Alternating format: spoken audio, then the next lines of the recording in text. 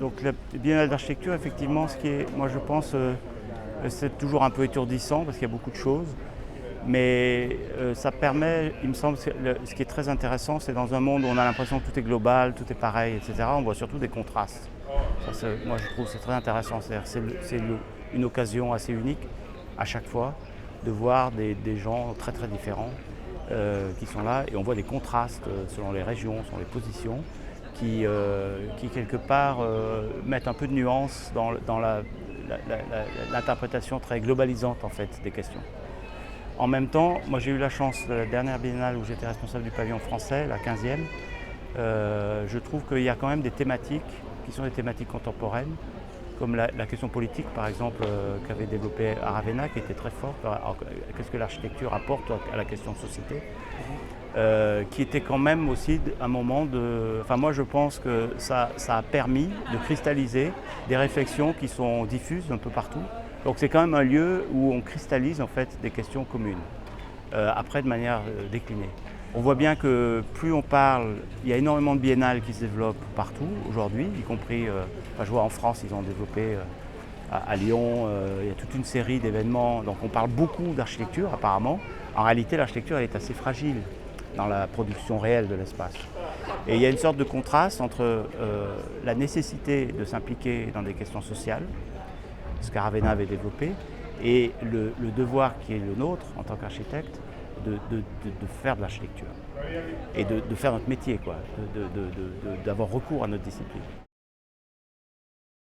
Ce que j'apprécie beaucoup, par exemple, dans cette biennale, Free Space, c'est que ça parle d'architecture à un moment où je pense que la question de l'architecture elle a perdu un peu son évidence, le fait que le design réponde à des questions pour tout le monde, dans toutes les situations. Ça a perdu peut-être un peu de son évidence, en tous les cas dans la production réelle de l'espace. Le fait de réinsister sur l'importance du dessin, de la conception, enfin de l'architecture en tant que construction mentale, que construction physique, c'est quelque chose de déterminant et on le voit bien dans les choix, y compris là, le fait de redécouvrir même l'espace tel qu'il est, toujours caché dans les scénographies passées. Et tout d'un coup, on redécouvre la fenêtre de Scarpa, on redécouvre l'arsenal complètement libéré de contraintes et avec la lumière naturelle, etc. On redécouvre une architecture qui existe. Donc je pense qu'il y a un manifeste, il y a une position manifeste sur la force, sur la puissance de l'architecture.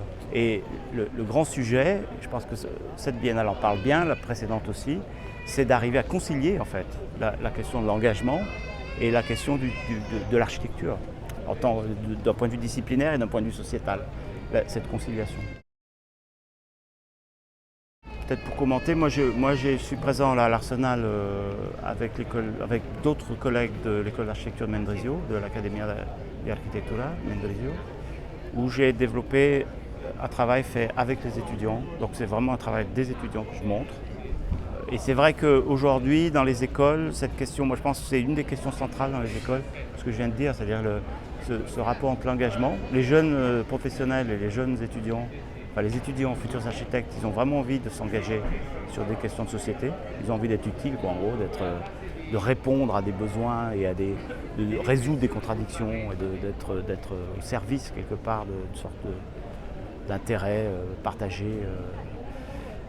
C'est sûr, et en même temps on voit bien la tendance où on pourrait échapper à l'architecture en faisant trop l'engagement c'est bien, mais on pourrait aussi échapper à l'architecture. Et je pense que moi, ce que j'apprécie beaucoup à Mendrisio, c'est ce que j'essaie de montrer, c'est le fait que l'architecture, elle est bien sûr, c'est une question humaniste, sociale très forte, mais c'est aussi une question disciplinaire. Et ça demande du travail, ça demande de la culture, et ça demande de l'engagement esthétique très, très fort. Comme je travaille beaucoup sur le rapport entre l'architecture et le territoire, j'ai essayé de montrer comment chaque bâtiment, finalement, chaque petite action donne beaucoup plus, enfin devrait donner beaucoup plus, devrait offrir des choses en cadeau finalement au territoire qui l'accueille. Donc moi j'ai interprété ça comme ça, mais c'est ma vision personnelle, voilà.